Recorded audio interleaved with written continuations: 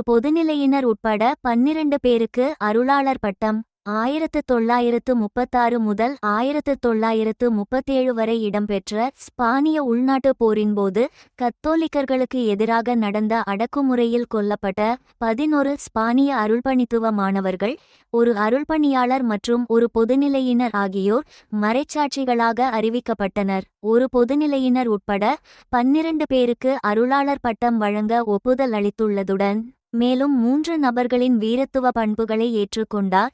திருத்தந்தை 14ஆம் Leo December 18 வியாழக்கிழமையன்று புனிதர் பட்ட படிநிலைகளுக்குரிய திருப்பீடத்துறையின் தலைவர் கர்தினால் மார்செல்லோ செமராரோ அவர்களைச் சந்தித்தபோது விசுவாசத்திற்காக உயிர்நீத்த 12 புதிய அருளாளர்கள் தொடர்பான ஆணைகளை வெளியிடுவதற்கு ஒப்புதல் அளித்தார் திருத்தந்தை.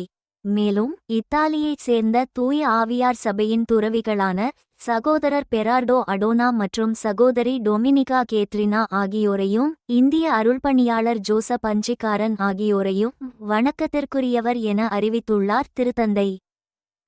ஏழைகள், நோயாளர்கள் மற்றும் ஓரங்கட்டப்பட்ட மக்களுக்கு அவர்கள் ஆற்றிய சேவையில் வெளிப்பட்ட வீரத்துவ பண்புகளை ஏற்றுக்கொண்டு இந்த ஒப்புதலை வழங்கியுள்ளார் திருத்தந்தை.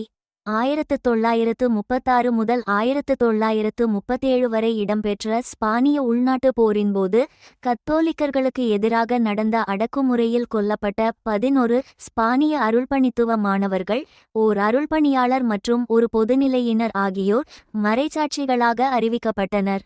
அர்ஜென்டினாவைச் சேர்ந்த தொழிலதிபரும் 9 குழந்தைகளுக்கு தந்தையுமான என்ரிக் எர்னஸ்டோஷா கத்தோலிக்க சமூக போதனைகளை பணியிடங்களில் பரப்பியதற்காக புகழ்பெற்றவர்.